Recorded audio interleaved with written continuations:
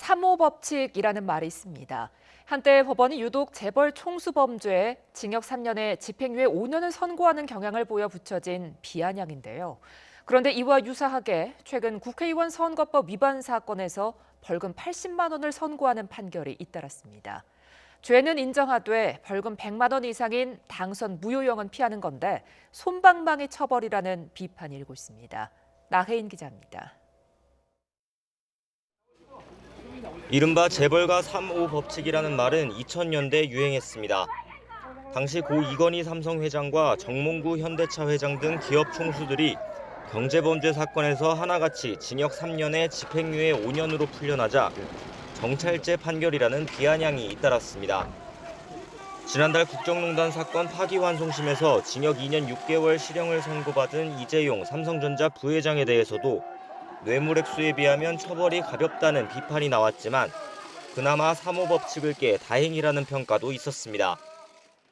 재벌 총수에게는 징역 3년, 집행유예 5년이 곧잘 선고되었던 이른바 3호 법칙을 벗어났고 준법감시위원회가 면죄부가 되지 않았다는 점은 다행입니다.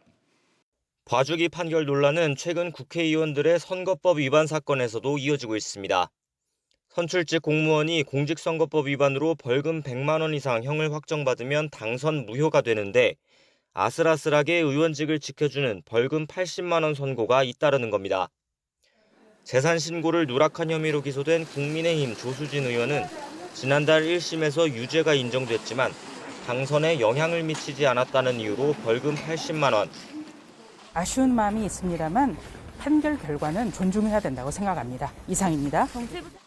이번 달엔 같은 혐의로 기소된 김홍걸 무소속 의원이 비슷한 사건과 형평성을 고려한다며 1심에서 벌금 80만 원을 선고받아 나란히 당선 무효형을 피했습니다. 아쉬운 부분이 있지만 일단 판결을 존중합니다. 제 입장은 착오와 실수에 의해서 일어난 일이라는 것이고요.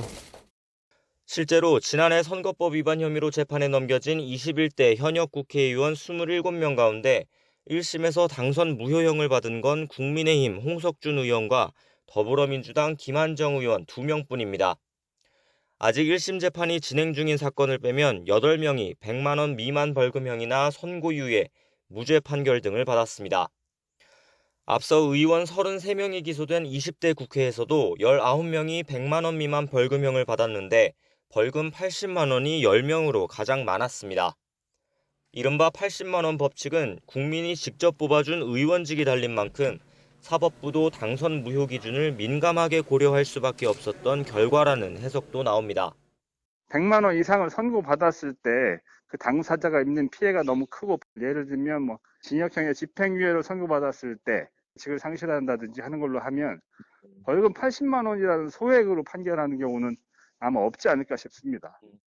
하지만 분명한 불법인데도 갖가지 이유를 들어 가볍게 처벌하면 선거에서 그 정도 범죄는 저질러도 된다는 풍조가 만연할 수 있다는 지적도 나옵니다.